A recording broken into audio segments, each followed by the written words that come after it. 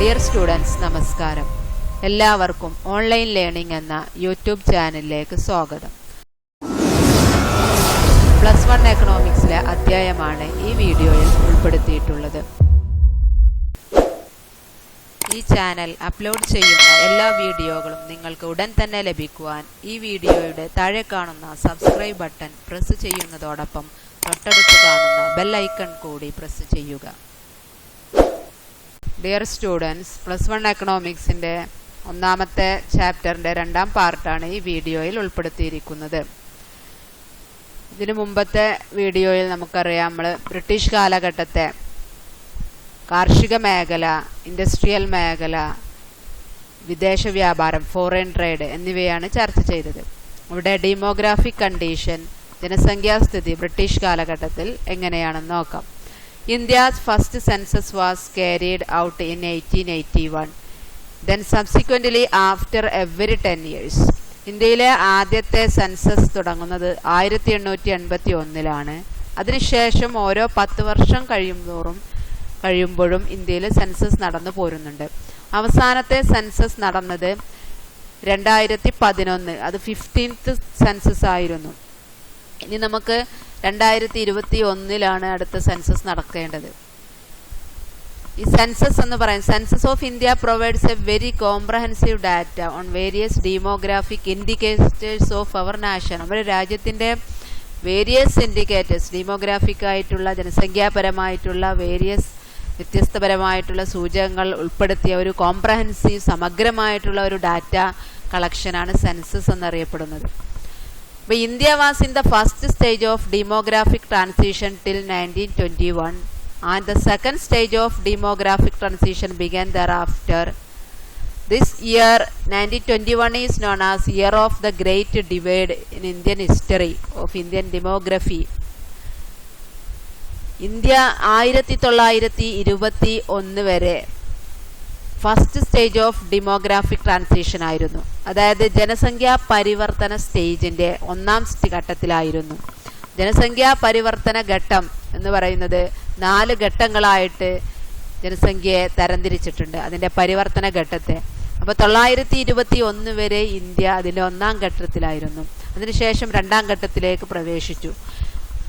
അപ്പോൾ ഈ 1921 അറിയപ്പെടുന്നത് year of the great divide. അത് ഒബ്ജക്റ്റീവ് ടൈപ്പിന് ചിലപ്പോൾ ചോദിക്കാം. Year of great divide, year വർഷം 1921.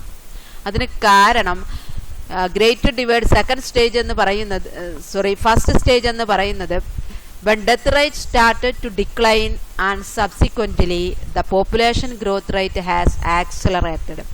ഡെത്ത് റേറ്റ്, മരണനിരക്ക് ക്രമാതീതമായി കുറയുകയും എന്നാൽ ജനസംഖ്യ ഗ്രോത്ത്, വളർച്ച വർദ്ധിക്കുകയും ആക്സിലറേറ്റ് ആവുകയും ചെയ്യുന്ന ഒരു സ്റ്റേജ് ആയിരുന്നു. ഇതിന് ജനസംഖ്യാ വിസ്ഫോടനം, പോപ്പുലേഷൻ എക്സ്പ്ലോഷൻ സ്റ്റേജ് എന്ന് അറിയപ്പെടുന്നുണ്ട്. അതുകൊണ്ടാണ് ആ ഒരു സ്റ്റേജിനെ year of the great divide എന്ന് അറിയപ്പെടുന്നത്. പോപ്പുലേഷൻ ട്രാൻസിഷൻ സ്റ്റേജ് പ്രധാനമായിട്ട് first, second, third, fourth stage ഇങ്ങനെ തരംതിരിക്കാം. അതിൽ ഫസ്റ്റ് സ്റ്റേജ് എന്ന് പറയുന്നത് both birth rate and death rate are very high. ജനസംഖ്യയും ജനനനിരക്കും മരണനിരക്കും വെരി ഹൈ ആയിരിക്കും. Due to this stage the growth of population would be very low. ജനസംഖ്യയുടെ വളർച്ച വളരെ കുറവായിരിക്കും.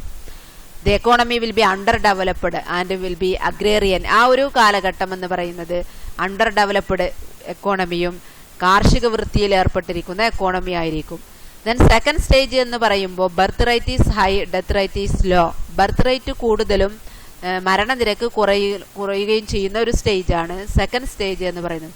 അവിടെ വളർച്ചാ നിരക്ക്, റാപ്പിഡ് ഗ്രോത്ത് ഓഫ് പോപ്പുലേഷൻ ആയിരിക്കും ഈ ഒരു സ്റ്റേജിൽ ഉണ്ടാകുന്നത്. അതാണ് പോപ്പുലേഷൻ എക്സ്പ്ലോഷൻ എന്ന് പറയുന്ന ആ great year of great divide എന്നൊക്കെ അറിയപ്പെടുന്നത്. At this phase economy shows sign of development ഒരു സൈന് കാണിക്കുന്ന ഒരു സ്റ്റേജാണ് സെക്കൻഡ് സ്റ്റേജ് എന്നറിയപ്പെടുന്നത്. The availability of better medical care and food reduces the death rate. Death rate ഇവിടെ കുറയാൻ കാരണം ബെറ്റർ മെഡിക്കൽ കെയർ, ഫുഡ്, നല്ല ഫുഡ്, ഇവയൊക്കെയാണ് ഡെത്ത് റേറ്റ് കുറക്കാൻ ഇവിടെ കാരണമായിട്ടുള്ളത്. എന്നാൽ ഫസ്റ്റ് സ്റ്റേജിലൊന്നും ഈ അവൈലബിലിറ്റി ഓഫ് മെഡിക്കൽ ഫെസിലിറ്റീസ് ഉണ്ടായിരുന്നില്ല. അതുകൊണ്ടാണ് അവിടെ ഡെത്ത് റേറ്റ് കൂടാൻ കാരണം. Then third phase, in this face both birth rate and death rate fall in tandem keeping growth rate high and study. Third stage എന്ന് പറയുമ്പോൾ ജനന നിരക്കും മരണനിരക്കും രണ്ടും കുറയുന്ന ഒരു സ്റ്റേജാണ്. ഗ്രോത്ത് റേറ്റ്, വളർച്ചാ നിരക്ക്, പോപ്പുലേഷന്റെ വളർച്ചാ നിരക്ക് എന്ന് പറയുന്നത് ഹൈ ആൻഡ് സ്റ്റഡി ആയി നിൽക്കുന്ന ഒരു കാലഘട്ടമാണ് തേർഡ് സ്റ്റേജ് എന്നറിയപ്പെടുന്നത്. ഫോർത്ത് സ്റ്റേജ് എന്നറിയപ്പെടുന്നത് death rate become low. Fourth സ്റ്റേജിൽ ഡെത്ത് റേറ്റ് ബിക്കം ലോ.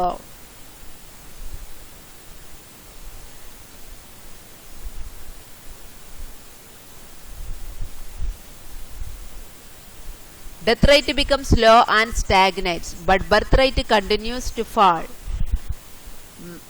മരണനിരക്ക് സ്റ്റാഗ്നന്റ് ആയിട്ട് വളരെ കുറവും ഒരു മുരടിച്ച അവസ്ഥയും, പക്ഷേ ജനന നിരക്ക് തുടർച്ചയായി കുറയുന്ന ഒരു സ്റ്റേജാണ് ഫോർത്ത് സ്റ്റേജ് എന്ന് പറയുന്നത്. Population growth rate in this stage declines. Finally birth rate also become low and study which result in the low growth rate. ഈ 4 സ്റ്റേജുകളും ആണ് പോപ്പുലേഷൻ ഗ്രോത്ത് റേറ്റിനെ, ജനസംഖ്യ ട്രാൻസിഷൻ, ഡെമോഗ്രാഫിക് ട്രാൻസിഷൻ എന്നുള്ളത് കൊണ്ട് അർത്ഥമാക്കുന്നത്. ഈ ഭാഗത്ത് നിന്ന് എക്സാമിന് അധികം ചോദ്യങ്ങളൊന്നും ഉണ്ടായിരിക്കില്ല. സ്റ്റേജുകളൊന്നും എക്സ്പ്ലെയിൻ ചെയ്ത് ചോദിക്കാറില്ല. ഇയർ ഓഫ് ഗ്രേറ്റ് ഡിവൈഡും അതുപോലെ തന്നെ നമ്മളെ സെൻസസ് ആദ്യം നടന്ന വർഷം 1881, ജനറലായിട്ട് ഇപ്പോൾ എത്രാമത്തെ സെൻസസ് ആണ്, ഇനി അടുത്ത സെൻസസ് എന്ന അങ്ങനെയുള്ള ഒബ്ജക്റ്റീവ് ടൈപ്പ് ചോദ്യങ്ങളാണ് ഉണ്ടായിരിക്കുക. ദെൻ ബ്രിട്ടീഷ് കാലഘട്ടത്തെ ഡെമോഗ്രാഫി കണ്ടീഷൻസ് ഓരോ മേഖലയിലും, ലിറ്ററസി റേറ്റ്, ഹെൽത്ത്, അതുപോലെ തന്നെ മോർട്ടാലിറ്റി റേറ്റ്, ഡെത്ത് റേറ്റ്, അതെന്തൊക്കെയാണെന്ന് നമുക്ക് നോക്കാം. അതിൽ first female literacy rate was very low as 7%. സ്ത്രീകളുടെ ലിറ്ററസി റേറ്റ്, അതായത് സാക്ഷരതാ നിരക്ക് 7% മാത്രമായിരുന്നു. ഇപ്പോഴത്തെ 2011 സെൻസസ് ആണല്ലോ നമുക്ക് അവൈലബിൾ ആയിട്ടുള്ളത്. അത് പ്രകാരം ഇന്ത്യയിൽ 65.46%, കേരളത്തിൽ 91.98% ലിറ്ററസി റേറ്റ് സ്ത്രീകളുടേത്, ഫീമെയിൽ ലിറ്ററസി റേറ്റ് എന്ന് പറയുന്നത്. അതുപോലെ ബ്രിട്ടീഷ് കാലഘട്ടത്ത് public health facilities were largely unavailable. പൊതു ആരോഗ്യ സംവിധാനങ്ങളൊന്നും അവൈലബിൾ ആയിരുന്നില്ല എന്നുള്ളതാണ് ബ്രിട്ടീഷ് കാലഘട്ടത്തിന്റെ വേറൊരു പ്രത്യേകത. Then inadequate public health facilities resulted into high mortality due to water and airborne diseases. Medical facilities മതിയായ രീതിയിൽ അല്ലാത്തത് കൊണ്ട് തന്നെ മോർട്ടാലിറ്റി നിരക്ക്, മരണനിരക്ക് വളരെ ഹൈ ആയിരുന്നു എന്നുള്ളതാണ്. ഇതിനെ കണക്ക് ഹൈ ഡെത്ത് റേറ്റ് 32/1000, 1000 ആളുകളിൽ 32 ആളുകൾ മരണപ്പെട്ടിരുന്നു എന്നുള്ളതാണ്. അത് ഇപ്പോഴത്തെ കണക്ക് പ്രകാരം ഇവിടെ സൂചിപ്പിച്ചു 2013 ഇന്ത്യയിലെ 7.4 ആണ് മരണനിരക്ക് എന്ന് പറയുന്നത്. കേരളത്തിലെ 6.8 ആണ് മരണനിരക്ക്. Then infant mortality rate IMR എന്ന് പറയുന്നത് വെരി ഹൈ ആയിരുന്നു. 1218 കുട്ടികളും മരിച്ചിരുന്നു ആ കാലഘട്ടത്തിൽ. Now India 44/1000, 44. കേരളത്തിൽ 12 ആണ് infant mortality rate. Then life expectancy എന്ന് പറഞ്ഞാൽ ആയുർദൈർഘ്യം ഓൺലി 32 years, 32 വയസ്സ് മാത്രമായിരുന്നു അന്ന് ആളുകൾ ജീവിച്ചിരുന്നത്. അതായത് ഒരു ആവറേജ് കണക്ക്, എല്ലാവരും എന്നല്ല, ഇതിന്റെ ശരാശരിയാണല്ലോ നമ്മൾ പറയാം ലൈഫ് എക്സ്പെക്റ്റൻസി. ദെൻ ഇന്ത്യയിൽ 68.89, ഇപ്പോൾ കേരളത്തിൽ 74.6 years ആണ്. 2009 കണക്ക് പ്രകാരമാണ് ഈ കൊടുത്തിരിക്കുന്നത് ലൈഫ് എക്സ്പെക്റ്റൻസി നിരക്ക്. Then the poverty level was very high and there were frequent famines and death due to starvation. Poverty വളരെ കൂടുതലായിരുന്നു, ദാരിദ്ര്യം വളരെ കൂടുതലായിരുന്നു. കാരണം ഫാമിൻസും അതുപോലെ തന്നെ ഡെത്ത്, സ്റ്റാർവേഷൻ കൊണ്ട് ആളുകൾ കൂടുതൽ മരണപ്പെട്ടിരുന്നു. ഫാമിൻസ്, വരൾച്ച മൂലം ആളുകൾ മരണപ്പെട്ടിരുന്നു. പോവർട്ടി ലെവൽ വെരി ഹൈ ആയിരുന്നു ഈ കാലഘട്ടത്തിൽ. ഇത്രയാണ് ഡെമോഗ്രാഫിക് ട്രാൻസിഷൻ ബ്രിട്ടീഷ് കാലഘട്ടത്തിൽ. അപ്പോൾ ഈ ഭാഗത്തുനിന്ന് എക്സാമിനും അധികം ചോദ്യം വരാൻ സാധ്യതയില്ല. ഫീമെയിൽ ലിറ്ററസി റേറ്റ് കറണ്ട് വെച്ചിട്ടാണ് അധികം ചോദിക്കാറ്. ലിറ്ററസി റേറ്റ്, അതുപോലെ തന്നെ ഡെത്ത് റേറ്റ്, ലൈഫ് എക്സ്പെക്റ്റൻസി ഒക്കെ കേരളത്തിൻ്റെ നൗ എങ്ങനെയാണ് എന്നുള്ളതാണ് ഈ ഭാഗത്തു നിന്ന് സാധാരണ ചോദ്യം ഉണ്ടായിരിക്കാറ്. ദെൻ നെക്സ്റ്റ് ഒക്കുപേഷണൽ സ്ട്രക്ചർ എങ്ങനെയാണ് നോക്കാം. ഒക്കുപേഷണൽ സ്ട്രക്ചർ എന്ന് പറഞ്ഞാൽ it refers to distribution of working persons across different industries and sectors. വ്യത്യസ്ത മേഖലയിൽ വർക്ക് ചെയ്യുന്ന ആളുകളുടെ പ്രപ്പോഷനെയാണ് എന്ന് പറയുന്നത്. വർക്കിംഗ് ഫോഴ്സിന്റെ പ്രപ്പോഷനെയാണ് ഒക്കുപേഷണൽ സ്ട്രക്ചർ എന്ന് പറയുന്നത്. Broadly we divide occupation to 3 types. 3ആയിട്ട് ഒക്കുപേഷണൽ സ്ട്രക്ചറിനെ നമുക്ക് തരംതിരിക്കാം. agricultural sector, manufacturing or industrial sector. Third one is tertiary sector. Agriculture, animal husbandry, forestry, fisheries ഇവയെല്ലാം കൂടിയതാണ് പ്രൈമറി സെക്ടർ എന്നറിയപ്പെടുന്നത്. പ്രാഥമിക മേഖല എന്നറിയപ്പെടുന്ന കൃഷിയും അനിമൽ ഹസ്ബൻഡറി മൃഗ വളർത്തലും ഫോറസ്ട്രിയും ഫിഷറീസും കൂടിയതാണ് പ്രാഥമിക മേഖല. ദെൻ സെക്കൻഡറി സെക്ടർ എന്ന് പറയുന്നത് manufacturing, industrial sector, both small and large scale sector.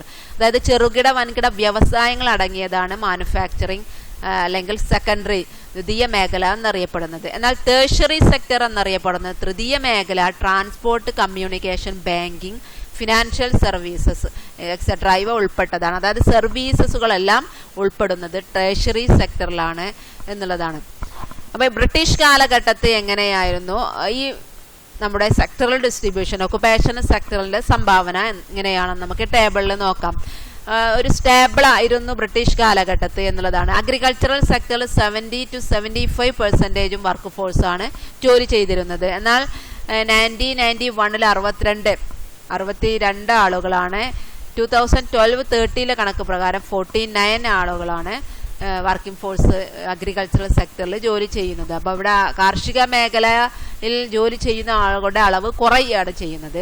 എന്നാൽ ഇൻഡസ്ട്രിയൽ മാനുഫാക്ചറിങ് സെക്ടറിലെ ബ്രിട്ടീഷ് കാലഘട്ടത്തിൽ 10, ദെൻ 11, ദെൻ 20. എന്നാൽ സെക്കൻഡറി സെക്ടർ എന്താണ് ബ്രിട്ടീഷ് കാലഘട്ടത്തെ അപേക്ഷിച്ച് വർദ്ധിക്കുകയാണ് ചെയ്തത്. ടേഴ്സറി സെക്ടറോ സർവീസ് സെക്ടറിൽ 50 to 20 ആളുകൾ വർക്ക് ചെയ്തത്. ഇപ്പോഴെന്തായി 31. അപ്പോൾ സർവീസ് സെക്ടറും സെക്കൻഡറി സെക്ടറാണ് ഇപ്പോൾ വളർന്നുകൊണ്ടിരിക്കുന്നത്. എന്നാൽ ബ്രിട്ടീഷ് കാലഘട്ടത്തിൽ കാർഷിക മേഖലയാണ് കൂടുതൽ മുൻപന്തിയിൽ നിൽക്കുന്നത്.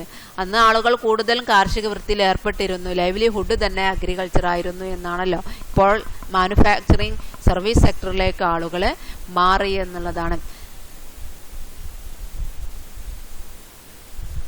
Next infrastructural. ഈ ഭാഗത്തു നിന്ന് ഒക്കുപേഷണൽ സ്ട്രക്ചറിൽ നിന്ന് എക്സാമിന് കൂടുതലായിട്ടും ചോദ്യം വരാറില്ല. Primary sector, secondary, tertiary sector ഏതാണെന്ന് അറിഞ്ഞിരിക്കുക. ഏതൊക്കെയാണ് ഒബ്ജക്റ്റീവ് ടൈപ്പിനൊക്കെ ചോദിക്കാൻ സാധ്യതയുണ്ട്. അഗ്രികൾച്ചർ ഏത് സെക്ടറിൽ, മാനുഫാക്ചറിങ് ഏത് സെക്ടറിൽ ഉൾപ്പെടുന്നു എന്നുള്ളതാണ് ചോദ്യം ഉണ്ടാവാൻ സാധ്യത.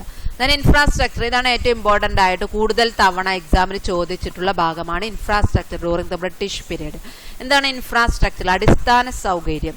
Infrastructure means some kind of permanent installation which are used over a long period of time for supply of basic inputs like railway lines, roads, dams, canal system, power stations, pipeline, hospital, etc. അടിസ്ഥാന സൗകര്യങ്ങൾ എന്ന് പറയുന്നത് സ്ഥിരമായിട്ട് ഉണ്ടാക്കി വെച്ചിട്ടുള്ള ഒരു സംവിധാനമാണ്. അത് കൂടുതൽ കാലം ലോങ് പീരീഡിൽ നിലനിൽക്കുന്ന ഒന്നാണ്. അത് ഏതൊക്കെയാണ് മേഖല?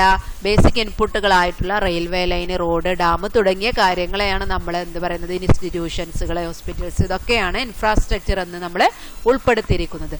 Basic infrastructure facilities such as railway, port, water, transport, telegraph developed during the British rule. അന്ന് ബ്രിട്ടീഷ് കാലഘട്ടത്തിൽ അടിസ്ഥാന സൗകര്യങ്ങളായിട്ടുള്ള റെയിൽവേയും port, water ട്രാൻസ്പോർട്ടും ടെലിഗ്രാഫുമാണ് വികസിച്ചിരുന്നത്.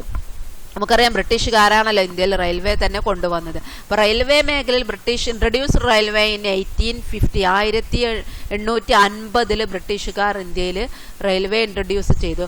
First railway train തുടങ്ങുന്നത് തന്നെ എവിടുന്നാണ്? In India travelled a distance of about 35 kilometre from Bombay to Thane on 6 April 1853. April 6 1853 April 6 Bombay മുതൽ താനെ വരെയാണ് ആദ്യത്തെ railway line തുടങ്ങുന്നത്. അത് 35 കിലോമീറ്റർ ആണ്. ബ്രിട്ടീഷുകാരാണ് ആദ്യമായി ഇന്ത്യയിൽ റെയിൽവേ കൊണ്ടുവന്നത്.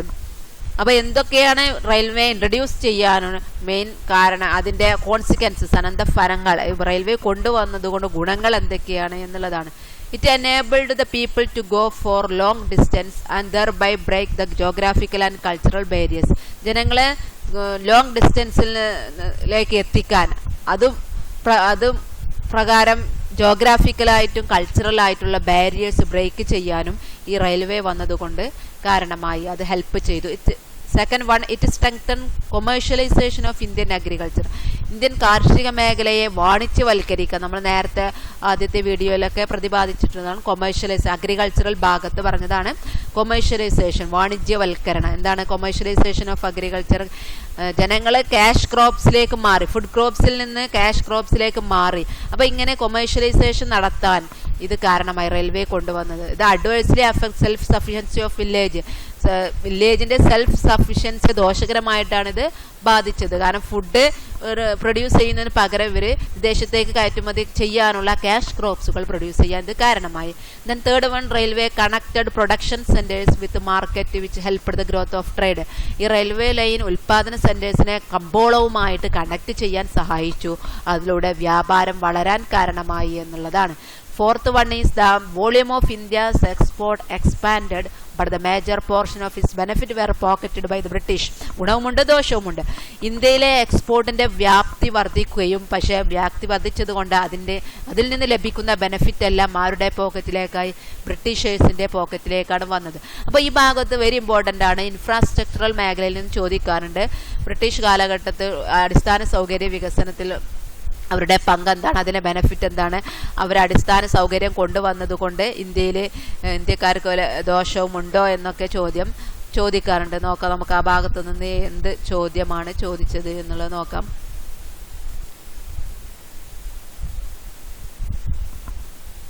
Seventh question, what objective did the British rule intended to achieve through the policies of infrastructure development in India? ഇന്ത്യയിലെ അടിസ്ഥാന സൗകര്യം വികസനത്തിൽ ബ്രിട്ടീഷ് റൂൾ എടുത്ത നയങ്ങൾ, എന്ത് ലക്ഷ്യമാണ് അവരെ കൊണ്ടുവന്നതുകൊണ്ട്, അവരുടെ പിറകിൽ എന്ത് ലക്ഷ്യമാണ് ഉണ്ടായിരുന്നത്? 5 മാർക്കിന്. അതേപോലെ തന്നെ അതേ ആൻസർ വരും. Development of infrastructure during the British period can be considered as A positive contribution of British analyse. അതൊരു പോസിറ്റീവ് കോൺട്രിബ്യൂഷൻ ആണ് ബ്രിട്ടീഷേഴ്സിന്, അത് അനലൈസ് ചെയ്തത്. സെയിം ക്വസ്റ്റ്യൻ ആണ്, അത് 3 മാർക്കിന്, മറ്റത് 5 മാർക്കിനുള്ള ചോദ്യമാണ്. അപ്പോൾ നമ്മൾ അതിലെ ഉത്തരം നൽകേണ്ടത് ഈ പറഞ്ഞതുപോലെ ബ്രിട്ടീഷ് ഇൻട്രൊഡ്യൂസ് ചെയ്ത് ഫുൾ എഴുതുക. 1850 ഇൻഫ്രാസ്ട്രക്ചർ കൊണ്ടുവന്ന അടിസ്ഥാന സൗകര്യം പ്രധാനമായിട്ടും റെയിൽവേ ആണ് അവർ കൊണ്ടുവന്നത്. റെയിൽവേ കൊണ്ടുവന്ന വർഷവും അതിൻ്റെ ഗുണങ്ങളും അതിൻ്റെ കോൺസിക്വൻസസ്, അനന്തരഫലങ്ങൾ എന്തൊക്കെയാണെന്നുള്ളതാണ് എഴുതേണ്ടത്. അപ്പോൾ ഈ ചാപ്റ്റർ ഇവിടെ നമ്മൾ അവസാനിച്ചിരിക്കുന്നു. അപ്പോൾ പ്രധാനമായിട്ടും ഈ ചാപ്റ്ററിൽ നിന്ന് ചോദിച്ചിട്ടുള്ള ചോദ്യങ്ങൾ ഇമ്പോർട്ടൻ്റ് ആയിട്ടുള്ളത്, ഒന്ന് ഇൻഫ്രാസ്ട്രക്ചറൽ മേഖല, ദെൻ അഗ്രികൾച്ചറൽ, ഇൻഡസ്ട്രിയൽ സെക്ടർ, പിന്നെ ഒബ്ജക്റ്റീവ് ടൈപ്പിനുള്ള ചോദ്യങ്ങളാണ്. അപ്പോൾ അല്ലാത്ത ചോദ്യങ്ങൾ അഗ്രികൾച്ചറൽ മേഖലയിൽ നിന്നും, ഇൻഫ്രാസ്ട്രക്ചറൽ മേഖലയിൽ നിന്നും, ഇൻഡസ്ട്രിയൽ സെക്ടറിൽ നിന്നുമാണ് ചോദിക്കാറുള്ളത്. ഫോറിൻ സെക്ടറിന് വളരെ റയറാണ്. ഇത്രയാണ് ഈ വീഡിയോയിൽ നമ്മൾ ഉൾപ്പെടുത്തിയിട്ടുള്ളത്. ചാനൽ എല്ലാ വിദ്യാർത്ഥികൾക്കും ഷെയർ ചെയ്യുകയും ചെയ്യുക. ചാനലിൻ്റെ ലിങ്ക് ഈ വീഡിയോയുടെ ഡിസ്ക്രിപ്ഷൻ ബോക്സിൽ നൽകിയിട്ടുണ്ട്. വീഡിയോ ലൈക്ക് ചെയ്യുക. ക്ലാസ്സിനെ കുറിച്ചുള്ള നിങ്ങളുടെ അഭിപ്രായം കമൻറ്റ് ചെയ്യുക.